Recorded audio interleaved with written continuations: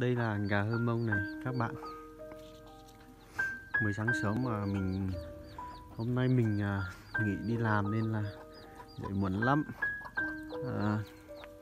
Mới sáng sớm mà mình chưa dậy thì nghe tiếng mẹ đưa ngô sang cho gà nên mình phải dậy gấp để mà mình quay cái video này chia sẻ cho một số anh em, bạn bè và cô chú bác.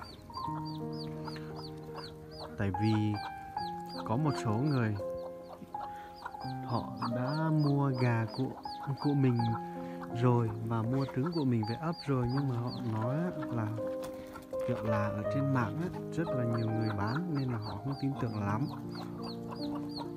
Họ nói là sợ là cái gà của mình là không phải là gà thuần chủng, không phải là gà bản địa. Họ nói là sợ lai.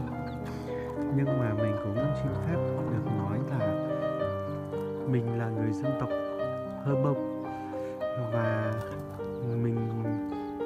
cái dân tộc mình trước giờ chỉ có một loại gà đặc sản, đó là gà, tức là gà Hơ Mông này đó. Nên là nhà mình cũng không ngu gì mà tự nhiên lại phải đi mua những cái loại gà mà không con khác về nuôi. Thay vì nuôi gà như nhau mà những cái con gà này nó ngon hơn, đắt tiền hơn, tại sao chúng ta lại không nuôi chính cái loại gà này? Chúng ta phải đi mua những cái loại gà khác để mà nuôi, để mà lai đó. Nên gà của mình là hoàn toàn là gà bản địa nhé các bạn thích. Đó, mình sẽ quay gần này.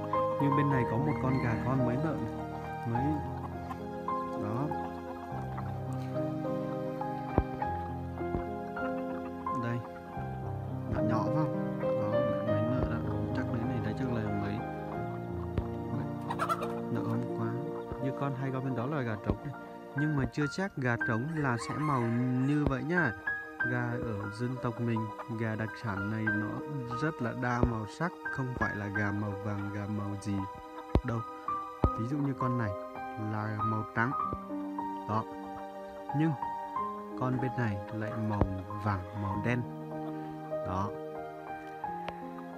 Và cũng có rất nhiều con vừa chạy đi đâu mất tiêu rồi đó.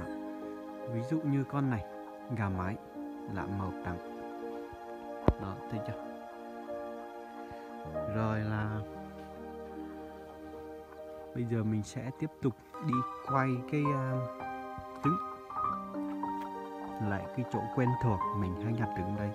Ở đây thật ra ở trong nhà mình chỉ có nuôi ít thôi, chứ nhiều là thả trên kia hết rồi đó. Đây, ví dụ đây vẫn là một con đang ấp trứng ở trong này đó. Mới sáng sớm mà thấy chưa, thấy chưa đó. Rồi